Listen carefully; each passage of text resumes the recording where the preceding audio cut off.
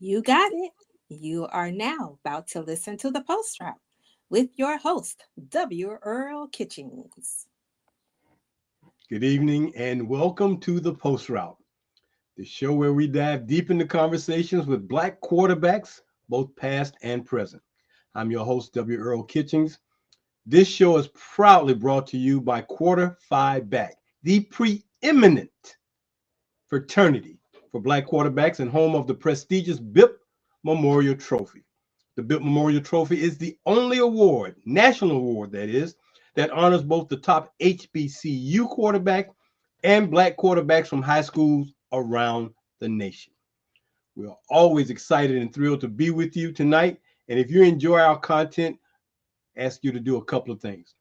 Support what we're doing by hitting the like button, subscribe to the channel, and tap the notification bell so you never miss an episode of the Post Route. Join us live every Monday night at 7 p.m. for more phenomenal conversations. And that's what we do here. We want to just bring you a phenomenal guest each and every week, somebody you may or may not be aware of or know about. Tonight, we've got another great guest coming to you by way of that state where they play one of the most exciting, thrilling. Man, if you've ever been to Birmingham for the Magic City Classic, you know we're talking. They just call it the Classic. You know, everybody's got a classic. They just call it the Classic now, the Magic City Classic. Our guest tonight, quarterbacking the Alabama A&M Bulldogs. This past year had a phenomenal season, 1,600 plus yards, 12 touchdowns, even through some adversity. With an injury to start the season, he still came back and got a chance to do his thing. Has had an opportunity to play at a couple of colleges before he got to Alabama A&M by way of Georgia State and University of Tennessee Martin. But he has definitely found himself a home now in his home state because he's from Birmingham, so he's not too far away from some fertile ground that he's familiar with. Please welcome my guest tonight, quarterback at Alabama A&M, Mr. Cornelious Brown. How you doing, Mr. Kitchens? Thank you for having me, man. I'm good, my man. I'm good. I saw where they put the quad on your name, and I was like, Now some people might like, why they call him quad? Well, quad means four. Yeah, no So you doubt. are Cornelius. You are Cornelius the fourth. Because I was going to ask you. I got a cousin, and his oldest son is the fourth, and he goes by IV. Okay, yeah, IV. I might have to take that one. I ain't heard that one before. That's pretty smooth though. So we've always called him IV, man. You get a nickname, man, and sometimes they don't even know your real name. What's his name? I don't know, man. I just knew him by Quad, man. Yeah, that's for sure. That's for sure. Hey, so glad to have you here tonight, man. How's things going up there in Huntsville? Man, things are going great on the hill, man. Had a coaching change in December. Brought in Okay, Coach Sam Shade.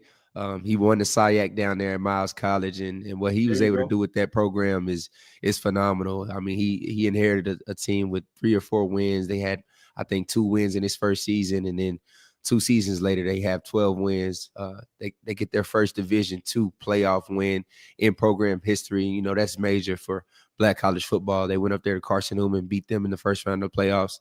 Lost to Valdosta, who ended up going all the way, but he did a phenomenal job there, and I'm sure that he'll do the same thing here at Alabama A&M. So I mean, just the culture has changed since we've Okay, been here. I mean, I feel like we're starting to kind of become one team, all guys pulling in the same direction. yeah, We're working hard. You know, I mean, he's a big discipline guy. He's hired a great staff. I mean, he played in the National Football League for 8 years, played at the University of Alabama. So there's nobody more qualified for the job.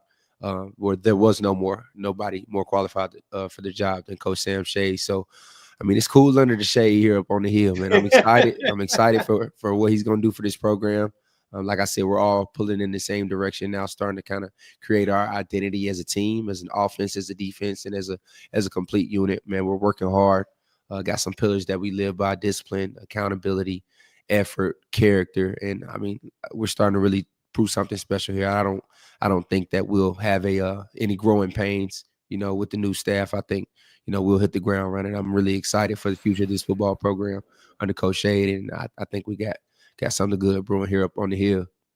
Man, it sounds like you guys have bought 200% into Coach Shade and what he's brought to the program, and working hard. It's really not hard work at all, because this is what you guys want to do. So it's really not hard work. So are you guys just kind of doing weight training now and working out on your own at this particular point before spring season? Well, I mean, in January, that's whenever the team comes back. Of course, you got Christmas break and you got New Year's and time to spend with the family. And then early January, midway through January, that's whenever it's time to put the hard hat back on and go to work. So we've been in weights since the end of January. Coach Seth Okay. Morris, that's our head strength coach. He's in his first season as the head strength coach, and I mean, I think he's done a phenomenal job. You see guys' bodies transforming, guys Okay. putting on weight, putting on muscle. And guys that need to shed weight, they're shedding weight, adding muscle, kind of transforming their bodies, and myself included. I had surgery after the season, got a little light, got to around 200 pounds. I like to play at 215, and I just under Coach Morris, the workouts and just the nutrition plan that he kind of has for us. I was able to put my weight back on. I'm right around 215 now, which is pretty much right where I want to be as a 6'4" quarterback. So he's done a great job. But I mean, that's phase one of the offseason. Phase two is spring ball, and phase three is summer workouts. Phase four is fall camp, and then it's time to play football. So we're in phase two right now. So we just started spring practice. We've had 4 practices so far, and Okay. I mean, I really think that we got a lot of potential. So we got some talent on both sides of the ball. It's just like the accountability factor and just what these coaches were able to bring to the table. Um, Not to talk bad about the last staff, but these guys have really gotten us to buy in. Mm-hmm. They're Mm-hmm. very, very, very notable guys. You got, Yeah. I mean, Coach Shea played in the league, like I said, for 8 years. My coach, Coach Kenton Evans, he played arena football for years. He got a stint with the Pittsburgh Steelers. Defense coordinator played for Auburn. He played in the league as well. Linebacker coach, Coach McKinney, played in the league for several years. The D line coach played in the league for several years. So whenever you got guys that played at the highest level, not only in college but in the National Football League as well, pro ball in general, because I mean, not a lot of guys go Yeah. pro. So Yeah. I mean, that makes those guys really reputable. So I mean, it's easy to follow and it's easy to walk behind a reputable source. So we believe in these coaches because of what they've done, and just the angle that they take whenever it comes to coaching us. Like, I mean, it's a lot of eye contact. It's a lot of genuine man-to-man conversations. Okay. It's not just yelling at you, pulling you down. I mean, of course they're gonna hold you accountable and coach you up, but it's a lot of upbringing. It's a lot of positive energy on that practice field, which is something that we're feeding off of and really becoming a team that we need to be. So 4 practices in, it's hard to really say how good you're gonna be after 4 practices, but I mean, I think we're going to be really good on the offensive side of the ball. I mean, you would have thought that this unit and this team has been playing together for years. Right. So we returned 6 or 7 starters, brought some transfers in. Coach Shade brought in some guys from Miles. Frank Pierre plays receiver for us. He was an all-conference performer at Miles, and he's really good. You got, Trey Abner, sneaky Trey. He came in and he's gonna be an instant impact guy. He's a tight end that can make plays in the run game and in the pass game. Duke Miller, we were able to keep him in the house. He's a really talented receiver. He wasn't able to play a full season last year because of an injury, but I mean, he's gonna be really good. My slot receiver, Donovan Wright, he's an electric kick returner. He's really dangerous with the football in his hand. He's gonna make some plays for us. Left tackle is Taquez Richardson, kid from Atlanta, Georgia.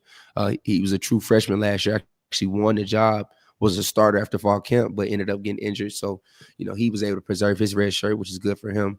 Uh, Left guard is going to be Bobby out of Pelham. He's made strides. He's really gotten better from the time that I got to Alabama A&M to now. He's starting to play with a lot more effort, hat in hands. He's really getting better. Elias Cloyd, that's my center. Call him Judge. He's going on his second year as a starter. He just turned 20 years old, so he's still a kid. I call him kid all the time. He's like, man, I'm growing. I'm like, nah, man. He was a teenager a couple of weeks ago, but man, he's like 6'5", 290, 295. He's put some bulk on. He's gonna be good. Tyrell Lawrence, right guard, big Canada. He's like 6'8", 6'7", 6'8", 400 pounds. He's starting to move better. He's really good in the pass game. He's starting to, kind of make strides in the run game as well. right tackle, Bruce Crenshaw, or Big O, transfer from Tennessee State. They've been performing really well. Ryan Morrow got a returning running back with some experience. So I mean that's just to name a few. We got a lot of guys that can play football on the offensive side, and we love one another. We want to play for each other. So, you know, we've been looking really good in these first 4 days. Like I said, man, if you were a stranger and were to come out there, you'd be like, man, these guys must have been playing together for a while. These guys must be in this offense for a minute, but we've been in this offense for, you know, a couple months. But Coach DA, Coach Alexander is making it simple for us.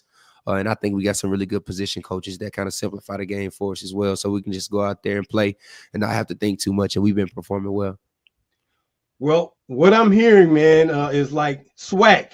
Get ready because the Bulldogs are coming in 2025. That's what it sounds like to me. I mean, just based on the way you just ran it all down just now, man, Alabama A&M is on the hunt this year, and Cornelious Brown IV is going to be the guy guiding these guys to that level of excellence this year, man. And that's a great thing, man. I'm excited for you guys. It's good to know that you guys are connecting the way you did. I guess it's even easier now. I know the last year was probably a transition year. Guys got to get to know you. That part is gone. They don't have to worry about getting to know you anymore. They know you. They know what you can do. They know what they're expecting of you. You know what they expect of them. So it's just a matter of solidifying, you know, getting that experience together, more reps. I mean, you get better. And, man, y'all got from now until August to put this thing together. Yeah, you're going to have some folks real nervous. And I'm sure at the Classic in 2025, man, I guess y'all going to have some big insecticide cans coming out for the Classic this year. Yeah, that's the plan. That's the plan, man. Like we were saying before the show, that's the game. And I grew up going to the Classic as a kid, and I mean, just the hype around the game, and I mean, the fans and the alumni, they kind of make it more than what it really is. At the end of the day, man, it's a football game. We're on the gridiron for 60 minutes. I mean, it's us versus them, me versus you. You know, at the end of the day, like, there's a lot of hype around it, but I mean, I think it's major in Black college football to have game day environments like that, to walk into a stadium and run out and see 40, 50,000, you know, because I mean, we're a Division I FCS school. We're at this level where, you know, you might not play in big games. We're not playing in the SEC where there's 100,000 every week, 90,000 every week. We're not in the Big Ten where, you know, they play in front of 85,000, even in 30-degree weather. You know, so just to have experiences like that, I mean, I value experiences over everything. You can't buy experiences. And, you know, to have an experience and have the opportunity to play in such a prestigious game is major to me. I mean, but it'll mean a lot more if we win. And that's the plan. I don't plan on losing to Alabama State. We should be able to go down there and handle business in Birmingham. They got a really good team, a lot of athletes. Their coach does a great job of putting guys in positions to win. But at the end of the day, man, like I said, it's us versus them, and I'm going to take us over anybody. So I know the work that we've been putting in, and I know the preparation that we've put in as well. And like I said, man, these coaches came in, and they've kind of changed the culture. And Coach Dennis Alexander, I think he's a great play caller. I've only played for him for 4 days, but I've felt more comfortable in this offense than I have any offense. Like I said, man, it's first time back in the driver's seat since 2021. My teammates, they laugh at me. They call me old. They like, man, you the OG. I'm like, yeah, man. Hey, man, a lot of long nights, a lot of sleepless nights to get to this moment, man. So I just thank God. I don't take it for granted, man. And I'm ready to work, ready to prove to them each and every day, ready to prove to Coach Shea each and every day, ready to prove to Coach DA each and every day that they made the right decision and giving me the keys to this team and to this offense. Well, like I shared with you earlier, man, you speak so well that the leadership just exudes from you. You know, it wouldn't take anyone long to know that you are a leader, that you embody leadership, that you believe in expectations. Everybody's accountable. You're going to be accountable to you first, and then everybody else is going to be accountable. And you're going to make sure that, hey, everybody's accountable to each other as a team. So your leadership, man, Cornelious, just exudes from your words, and I'm anxious to see you play. And like I told you, man, I've already marked it on my calendar. You're coming to Daytona Beach. I'm gonna be there, man, to watch you and the Wildcats of Bethune-Cookman get it on, man. That's probably gonna be a great day. I only hope that the weather cooperates that day, man, because on a nice day in Daytona Beach, boy, it's some great football that gets played down there. in Daytona. So I'm looking forward to that game, man. But talk a little bit about the transitions you made, because you started out, at Georgia State, had a great first year there. You threw 2,400 plus yards there, 26 touchdowns, FWAA freshman All-American watch list that year. So everything seemed to be in place. Then you made a transition. You went to UT Martin, and in us talking, you talked about how much you learned at UT Martin, man, and how important that was for your maturation. Talk a little bit about how that has played into who you are right now. Well, I mean, like we said before the show, I feel like a lot of college football players face adversity at some point, Mm-hmm. but usually that adversity is faced early, and they get to a point to where it's make or break. And fortunately enough, I was able to play early as a redshirt freshman. I was the starting quarterback. I was number 2 in the conference in all-purpose yards. I was top 20 in the country in all-purpose yards in the year 2020. Had, like you said, 24 passing touchdowns, 7 rushing touchdowns, accounted for I think 20, 2,500, 2,600 all-purpose yards. Right. So just having the opportunity to come in early and make an impact was big for me. But I mean, the next year brought in a transfer quarterback, Darren Granger, and me and him end up splitting time. And I made a decision. It was time for me to leave. I had accomplished what I wanted to accomplish there. 2020, Leonard Trebo MVP, and they kind of were going in a different direction, and that's the decision that they decided to make. But I mean, I can't thank Coach Elliott enough. Can't thank Coach Brad Glenn enough for giving me the opportunity that they gave me. I was a basketball player. You know what I'm saying? Okay. I was tall. I was wiry. I didn't really look like a college football player whenever I came in. I wasn't as sound as I needed to be early on. I didn't have very much experience. I wasn't a great decision maker, but I was a really good athlete. I could spin the football, and Okay. and I had a lot of playmaking ability. So that's what led me to make those plays and win that job, and kind of create my name in Atlanta. Okay. I'm from Birmingham, but Atlanta adopted me. I came in and was able to be the guy early on. But then I faced some adversity. I didn't face the adversity on the front end. I faced it on the back end. So 2021, end up splitting time. DG ended up being a full-time quarterback. I entered the transfer portal. And I go to UT Martin in 2022. So I was thinking I was going there with an opportunity to play without looking over my shoulder, because that's kind of how it was at Georgia State. We started off the 2021 season, played against Army, lost big. I played 3 quarters in that game. Then we go to North Carolina, Chapel Hill, play against Sam Howell, lost big again, played 3 quarters in that game. And then in the very next game, the third game of the season, Charlotte, which was the most favorable game on our schedule, they decided not to start me. So I mean, everything I had worked for, I lost my job in 6 quarters. Mm-hmm. And those 6 quarters are something that kind of kept me motivated through the past 3 or 4 years. 2022, like I said, man, Coach Partridge and Coach Simpson, they really invested in me. They didn't shortcut me at all. They wanted me to end up being the best quarterback that I could possibly be. Didn't get an opportunity to play there. They decided to go separate ways too. So go to Alabama A&M, 2023. Whenever I got to A&M, I found that I had a torn patella tendon in my right knee.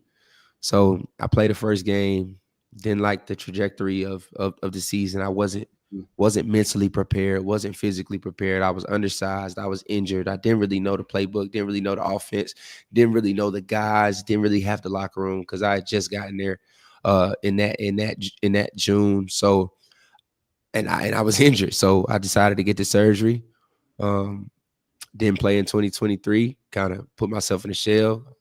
After the surgery, I still was on campus, but man, you didn't see me anywhere. I was like a ghost here on campus. I Wow. woke up probably in the afternoon, probably 3 o'clock. Wait till everybody kind of got settled in, got to sleep, and I'm in the weight room at like midnight. I didn't start lifting till like midnight. I lift from like 12 to 2, come home, do my schoolwork.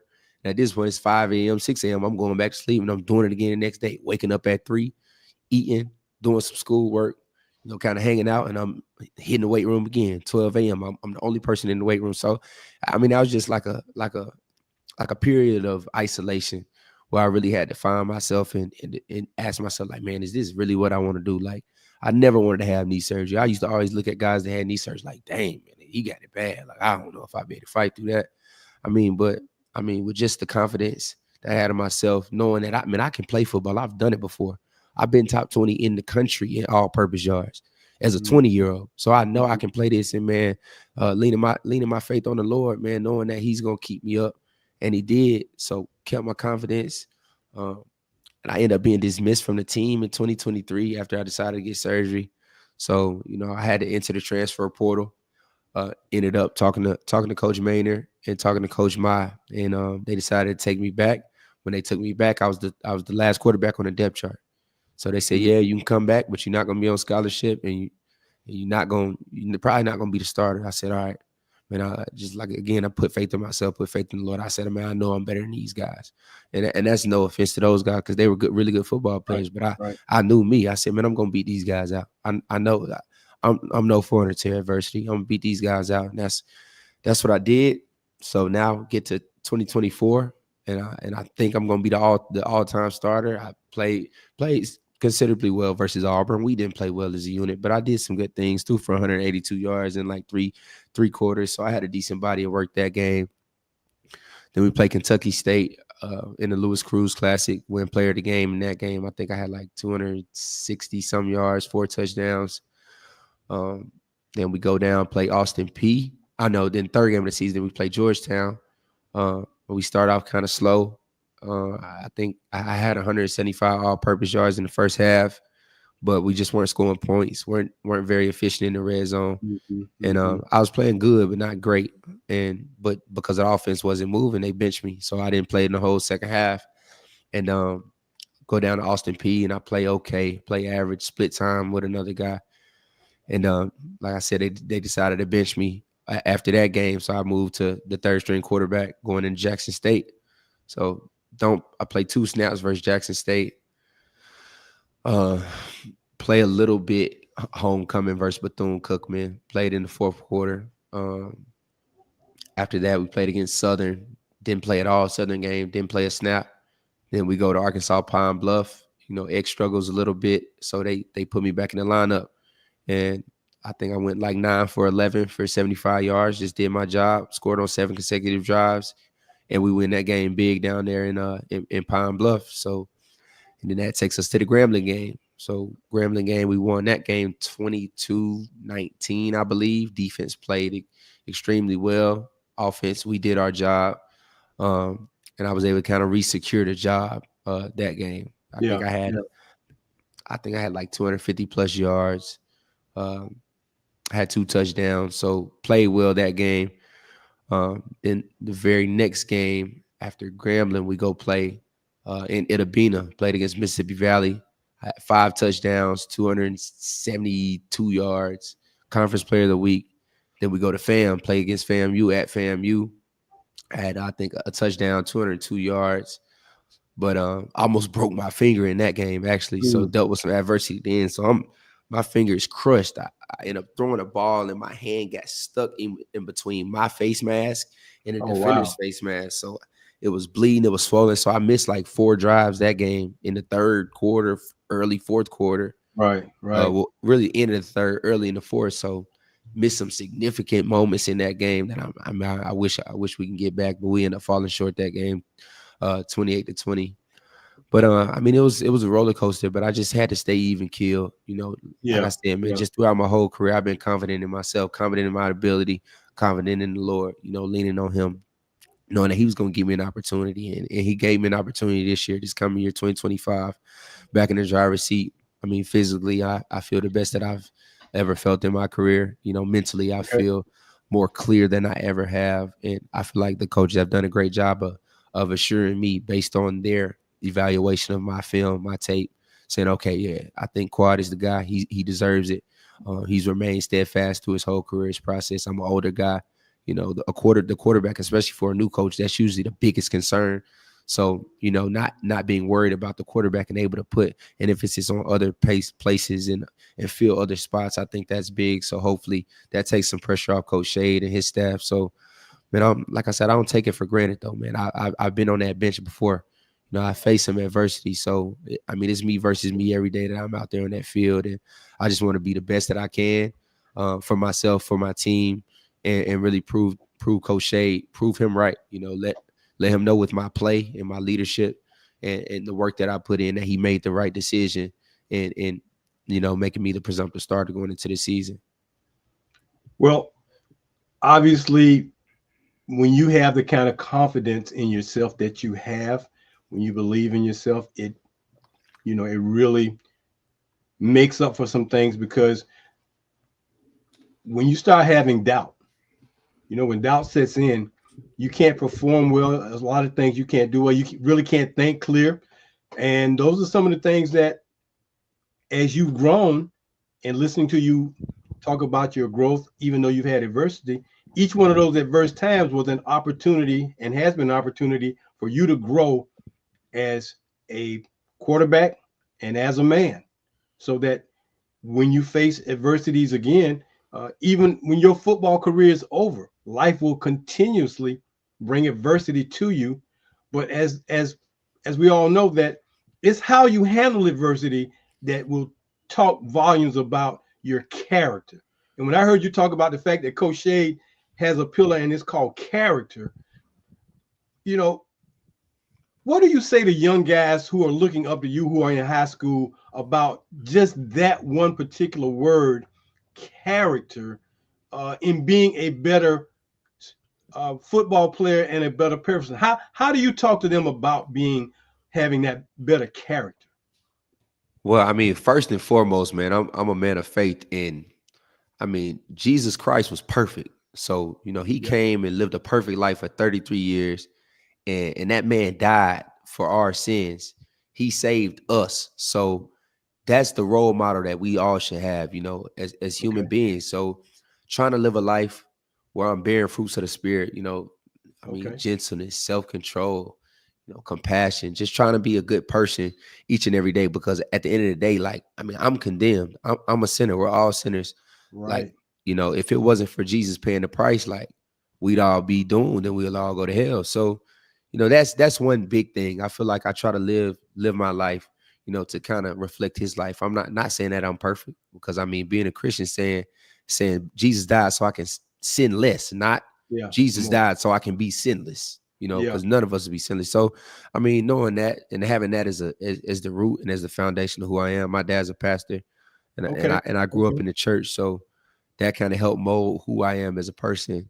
And then it's just like, I don't know. I feel like who you are as a person is going to leave an impact on people way more than who you are as a player. Like, I don't care how many touchdowns I throw, how many touchdowns I run, how many plays I make. Mm-hmm. The Mm-hmm. guys in that locker room are going to remember what kind of person I am, and that's what they're going to appreciate Exactly. years after football. You know, while I'm here, yeah, if I'm making plays, they love me. Yeah, while I'm here, and if I'm a terrible person, they gonna Yep. tolerate me. They gonna Yep. still love me because I'm making plays. But I mean, Right. in 10 years, they might see Quad at the store like, man, yeah, he was good. Man, he was a butthole. I ain't like being Yeah. around that Yeah. dude. I want to be Yeah. around that guy. You know, so I don't want to bring my kids around that guy. I don't want to come No. introduce my kids to that guy. Yeah, he was good, but he had a negative impact on my life. So I just I try don't to like be him like that. you know what I'm saying? That ain't my guy. He was good, but I don't, no. We ain't gonna go talk to him. Ain't that your quarterback from college? Nah, yeah, nah. But so I just try to be a great person, Yeah. man. Jesus made a positive impact on everybody that he came into contact with, and I Okay. just kind of try to do the same thing. Like, I want to be the reason somebody smile each and every day. You know, I want to be the reason. I want to make somebody's day. So, and I feel like I have the power, the anointing, and the influence to make somebody's day. So that's what Sure. I try to do. Sure. Sure. Well, you speak so eloquent on such things, man. And again, if you embody that spirit, if you embody that being who you are, your character definitely will be seen.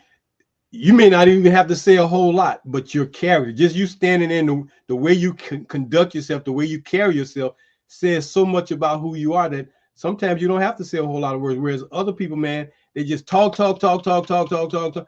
to try to make themselves seem like they're more than what they really are.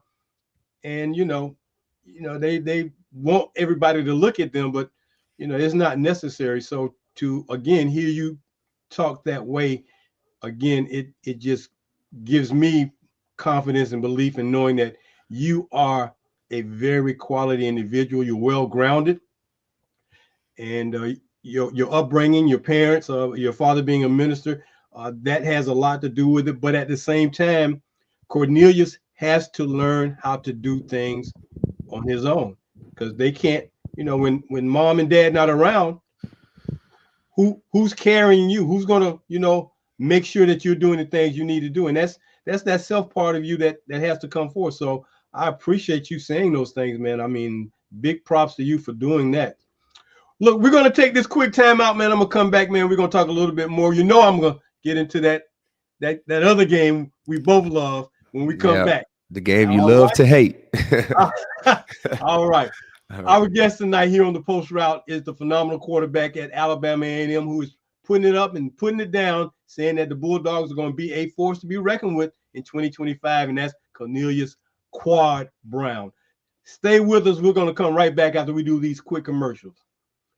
So, as you know, we are just getting things completely going each and every time we do the show. So I want to make sure, first and foremost, that if you have not added this particular book to your library, you have done yourself an injustice. The Forgotten QBs, the little known history, facts, information, statistics about Black quarterbacks who played a game of American college football.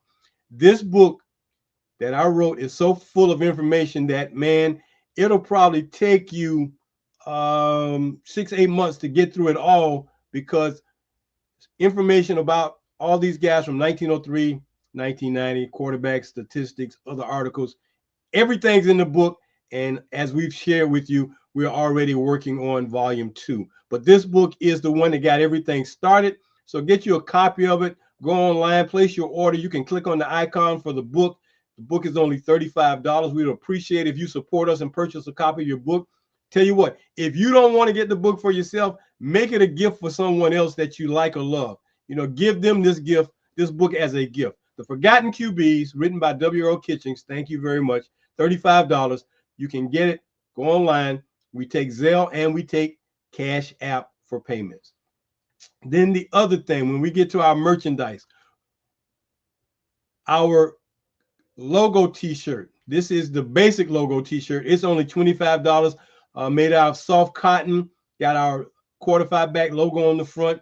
I tell you, you're going to enjoy wearing this shirt, and you'll be proud to wear it, because somebody's going to ask you, what is Q5B, or what is quarterback? What is that? But get your order in for this shirt. Again, everything can be ordered online by going to our email address and letting us know your size, and we'll get it out to you ASAP. Then if you want to augment that, we are now offering our quarterback warm-ups, $89.99 for sizes small through large, or heavyweight polyester blend warm-up, polyester and nylon blend warm-up.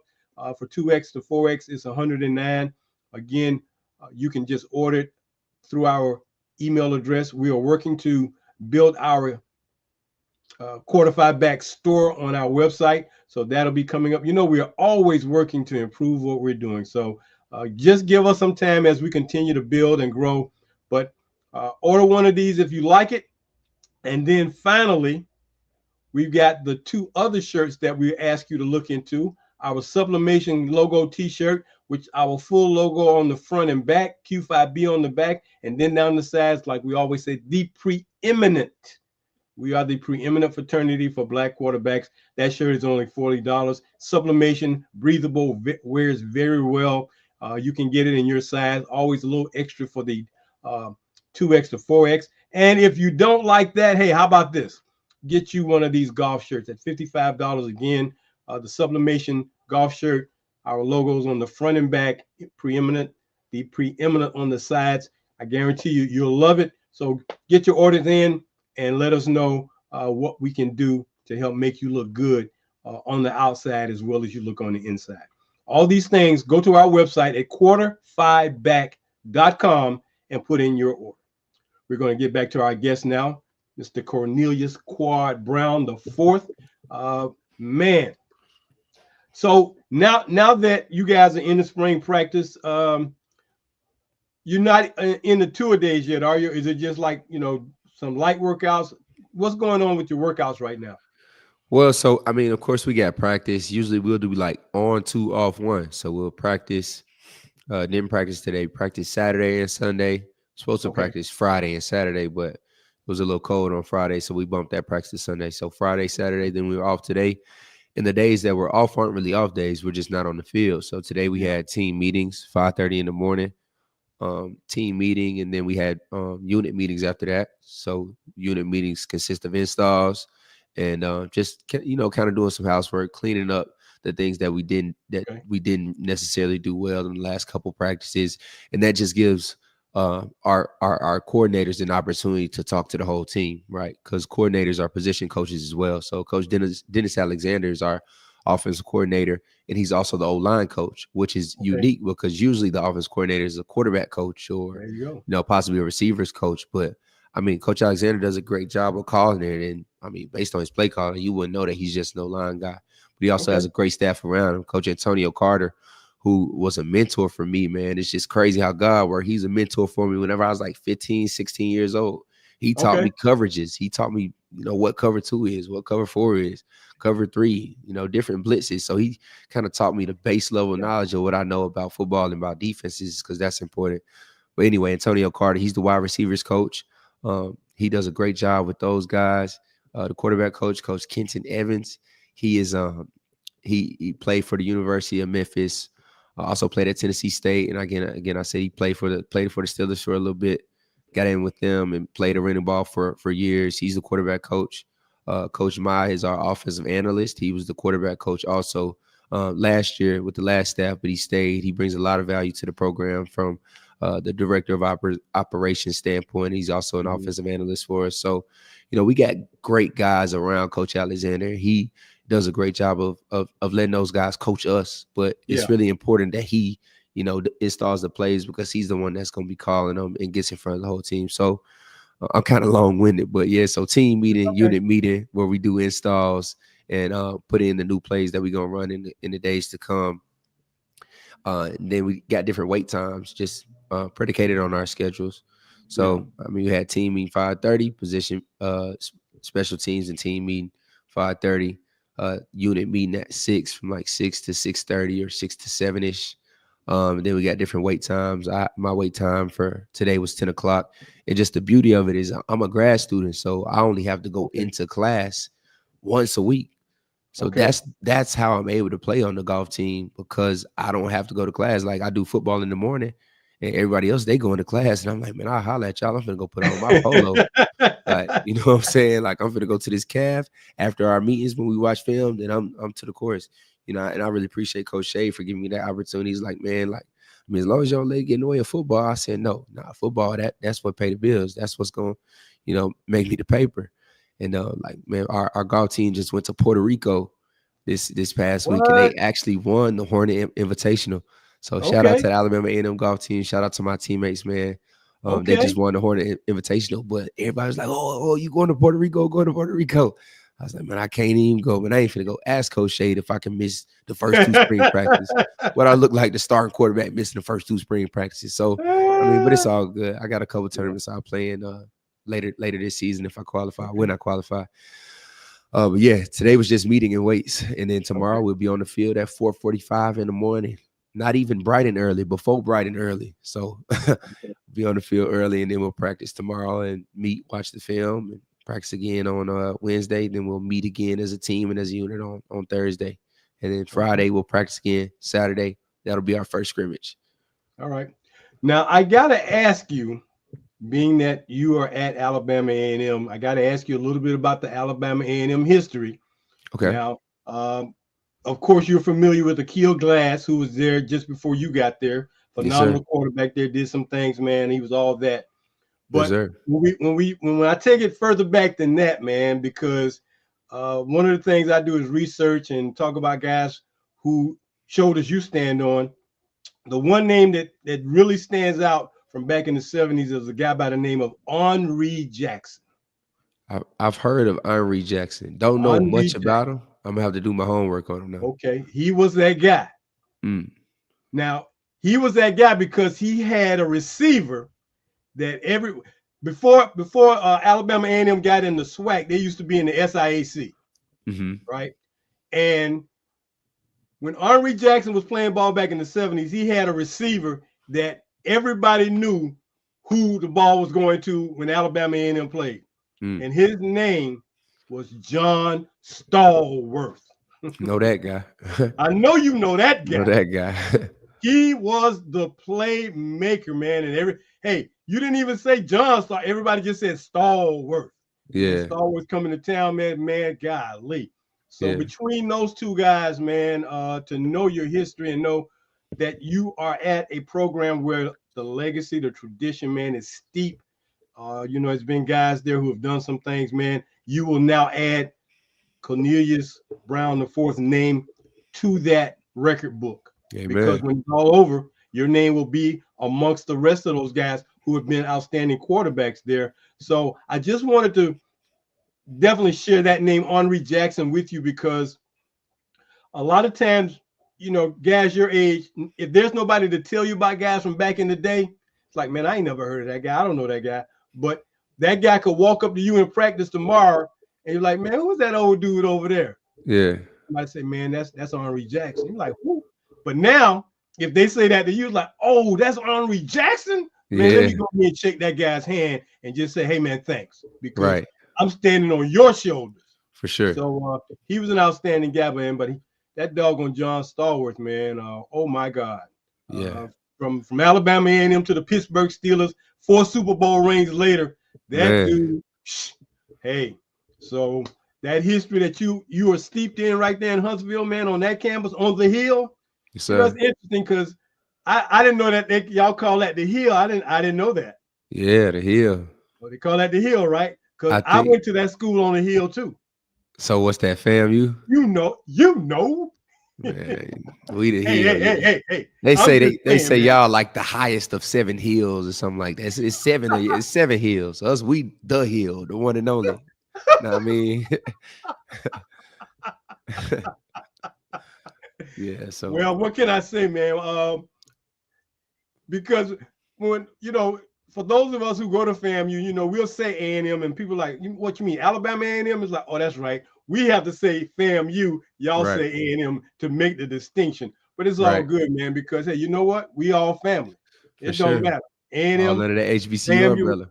HBCUs together, man. When you get that other degree, and oh, by the way, what's your major? Graduated mass media and strategic communications, and I am 1 semester away from obtaining my MBA. Now, I was going to say this to you, Quad. You definitely got a career path in being a sports analyst, broadcaster. I mean, that it's calling you. I just see it calling you, man. I was a I just broadcaster see at UT that Martin. calling you. Yeah, I was a broadcaster at UT Martin. I worked for I the see. student radio Hey, station, Dr. Richard Robinson. Shout out to him. Me and Davis Gregory. Davis Gregory, he works for ESPN now for okay, UT Martin, ESPN Plus. He okay, does their games, and he's excellent. Man. He's great. okay. Sometimes Well, I'll just watch the UT Martin videos to hear him call, but I was alongside him. I did some play-by-play, but I was mainly a color commentator for the there you go. basketball games for University of Tennessee at Martin. So that was fun. We also did Westview High School, but yeah, I've dibbled and dabbled in it in the sports broadcast, and it's pretty fun. Oh yeah. Well, you've got the talent, you've got the skills. The only thing you don't have is all the experience, because Right. the more you do it, the better you get. No And doubt. uh, I did not know that my path was going to take me on the path it's taking me on, but the broadcast football and basketball games at high school and collegiate level, to do the play-by-play for football and basketball, both college and high school. When I left FAMU, my degree, my minor was journalism, but I Mhm. never saw me being that person doing the play-by-play and things like that. But when I got into it, it's like it was a natural fit, because I grew up in a home where my dad was a football coach at high school level, so it's just a natural fit, man. But you definitely have those skills, I so appreciate that. I expect to see something like that happen for you. If nothing else works, man, if you're not doing some of that, I'm gonna be like, why not? So yeah, I'm expecting that to happen for you without a doubt. Yes, sir. Now let's turn to that game we both love, and hate. Yep. Love to hate it. Love to hate it. Love to hate it. And we're talking about, for those of you who might know, this young man is on the Alabama A&M golf team. Got a 10 handicap. And Yep. for those of you who may not understand what that means he can play. Okay? He can play. So Right. what got you into golf? My dad, man. My dad's my best friend, my hero, my biggest Okay. influence, my mentor. So Okay. he started playing, and I was attached to his hip from the moment Okay. I was this Okay. tall. You know, me and my Okay. dad still talk almost every day. So he picked up the clubs and he kind of got into it. And he's extremely competitive. Yeah. Uh, Yeah. so competitive. He gonna hear this. So competitive to the point to where he won't even play me in golf no more, cause he know I'm Oh gonna put wow. it on him. He know I'm gonna Oh put it wow. on him. Oh wow. But yeah, man. Pops, don't be Anyway, like that, Pops. he won't play me. And I be telling him, man, where you gonna play? Man, I gotta get my game together. I gotta get my game together. He know he gonna have to be tight whenever he play me. But but anyway, man, I love my dad to death. But that's my guy. He started playing, and I was always right there with him. So then I started Yeah. playing. Yeah. I'm swinging his clubs. I'm five, Okay. probably. I started playing when I was like 11, 12. Okay. My dad even we scraped up some change, man. One year he put me on the US Kids Golf Tour, like just There threw you me go. out there. You There know, you so I go. played a year on the US Kids Golf Tour, had some donated clubs. Um, and I just found a love for it as a kid. But Yeah. you know, Yeah. I guess my dad says I don't really remember that far. He said I didn't really love it that much, and I thought it was boring, and I didn't want to play, and I didn't want to go hit a bucket of balls. So Mm-hmm. that's kind of why I stopped whenever I got to high school, and my focus kind of shifted to football and basketball. I also Yeah. did a year, ran track. Well, I jumped. Yeah. They ain't Okay. let me run, but I jumped.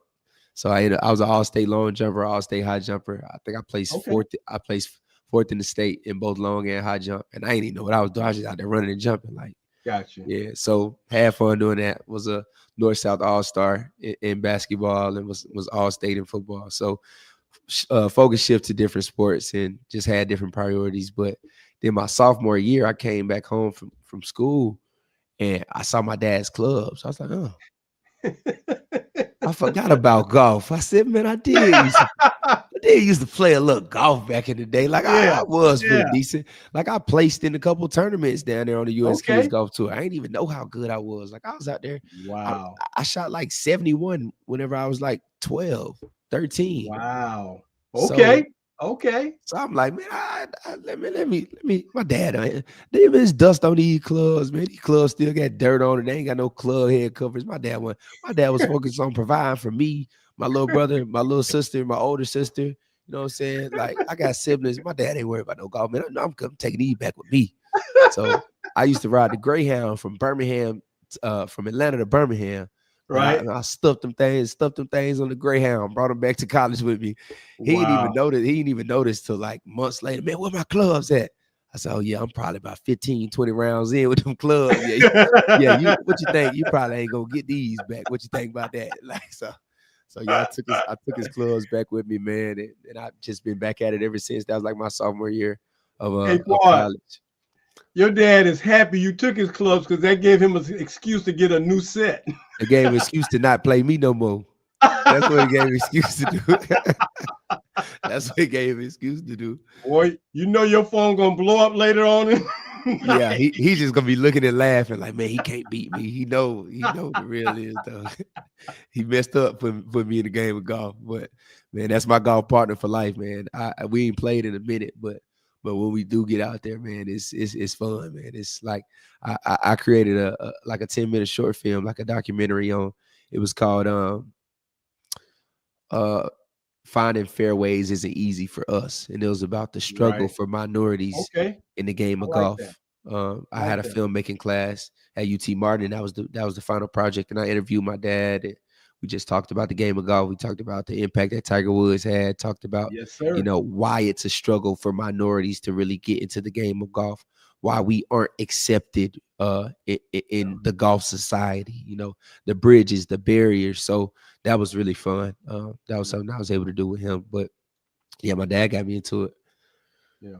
Well, like some of these sports, man, golf in particular, baseball in particular, these sports, if you're going to really immerse yourself in them, they require capital in order for Yep. you to be able to do, you know, to hit a bucket of balls. Yeah, that might cost you 10, 12, 15, $20. For Get a set sure. of clubs to play on, to play rounds of golf. I mean, all the things that go into playing the game of golf, there's a cost associated with it. Yep. And of course, if you cannot manage that cost or have the way to, you know, pay for what you're doing with golf, it won't be something that you can really immerse yourself into as good as you might get. But I say this, once you love it, you'll find a way. You'll find a Because way for sure. my youngest son is like you, man. He's been playing golf since he was 12. He loves it.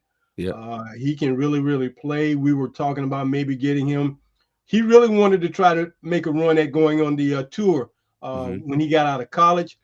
But since that time, he changed his mind. He's now done some other things, but he still plays on a regular basis, man. Right. He's about 6'2", and he can hit it. Yeah. Yeah. I would say he's probably somewhere between a 12, 15 handicap. That's solid. Yeah. That beats most in recreational golf, Oh, if not absolutely, man. all. Absolutely. So Yeah. I started playing maybe about 20 years ago, about 2005. I started playing. Okay. I'm still learning the game, still trying to, if you don't play it enough, man, a couple of days off, man, will mess up your game. That's all You it know, takes. that's all it takes, a week off, or you ain't played in a month. And, Yep. I would tell guys, I said, man, you play golf? Yeah, man, but I ain't played in a while. I said, man, your clubs don't love you. And Man. you out there to play, it's like, man, we ain't hitting nothing for you. Right. So Right. it's Yeah. a great sport, man. And if at all possible to get into it, man, I'm glad your dad played and got you into it, man, and that y'all have that bond for y'all to be like brothers, Yep. because me and my sons are like brothers. My oldest son just started playing, and he's picking it up, but it's a struggle, man. That It is. it's not like baseball. You can't swing real hard and think you're gonna hit a home run. Like, dude, Yeah. You gonna hit it's that ball not gonna in work. that water, or them woods. Hey, man, I did that a few times yesterday playing, man. It's like, you Yeah. know not to try to kill the ball, man, because it ain't going nowhere. Right. But I love the game no matter how bad I might play or how well I play. I love the game no matter what, man. And one bad day is not going to tell me I'm not going out there. No, man, I'm looking for the next opportunity. And fellowshipping with friends is one of the other things that comes along with golf, man, because you enjoy the fellowship no matter how you play. No doubt. No doubt. Okay, so other than golf, what other things is Cornelious Quad Brown into? Uh, Mr. Kitchens, this is really just football and golf right now. I Like, I got you. mean, I got you. I go to Okay. church probably like 2, 3 times a week. I hang out with my Okay. friends. Sometimes we'll go out, have a drink or two. But like, man, it's really just football and golf right Okay. now. Like, really invested into myself. And like I said, I'm on the team, so um, like so top five go to tournaments, right? So you got to Right. qualify for tournaments. There are 8 of us on the team, and only the top 5 play. So Yeah. I'm really trying to get to a point in my game to where I can be in that top 5 consistently. We got 3 more tournaments.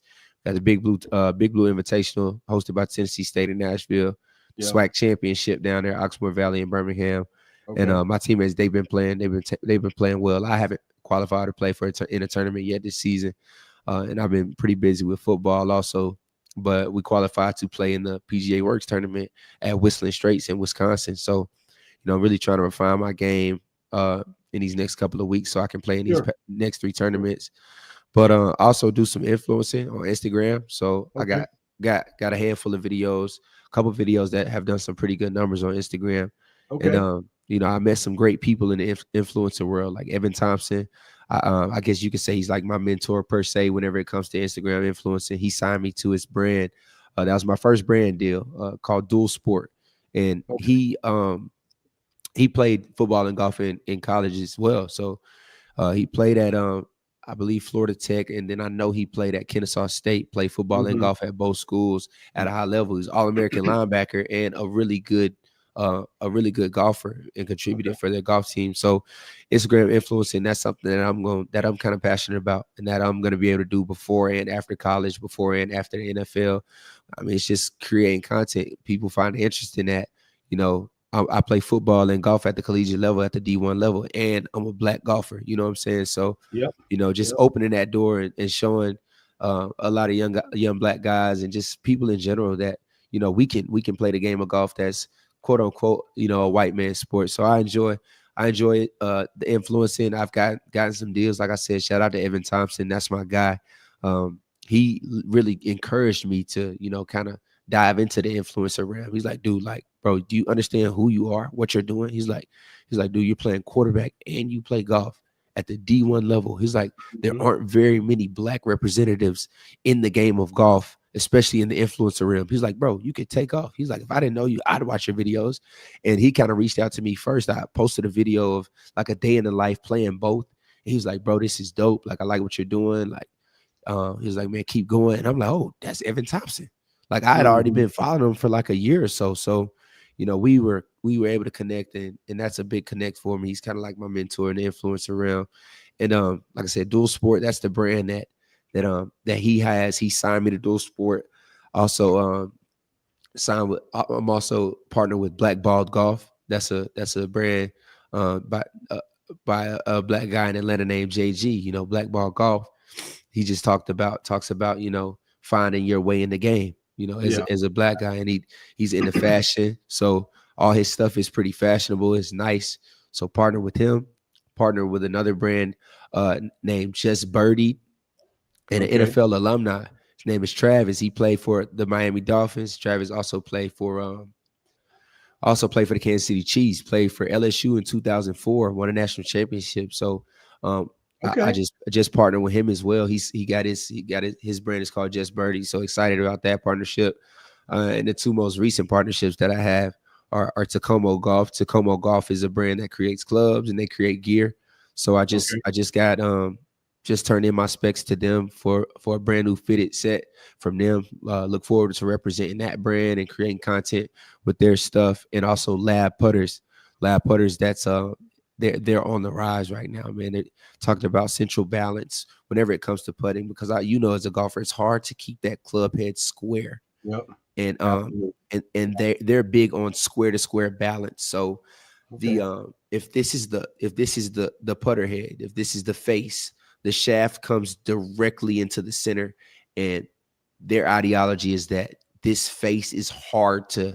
unneutralize. It's Okay. easy to keep on your path, and if you can stay on path, you can put straight.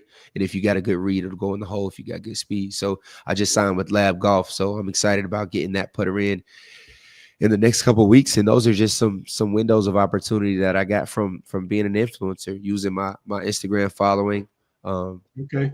to my benefit. And I'm really excited about representing those brands, helping them grow, and I really appreciate them um, Okay. for representing me as well, allowing my brand to grow. Well, Quad, I wish we had more time, but we don't. So before we get out of here, man, let me tell you, this is the second best part of my show. This is our time when we get a chance to tell you how much we appreciate you being a part of what we're doing. And we would like to say welcome to the fraternity for black quarterbacks known as Quarterfied Back. Appreciate that. We want to thank you, man, and continued success, and continue to do what you're doing. We will be getting you your certificate, your lifetime membership certificate and letter via email to you real soon. But that's going to about do it for our show tonight, man. Hey, you continue to keep working, man, and we are looking forward to keeping up with you and seeing all the great things you're going to be doing. Yes, sir. Will do, Mr. Kitchens. Thanks again for having me on. All right. Thanks again. Sir. Well, that's going to about do it for us tonight. Until next Monday here on the Post Route, we want to thank Cornelious Quad Brown IV for being a part of what we're doing. Thank our crew. And as we say every week, go deep and go for the bomb. Take care, everybody. See you next Monday night.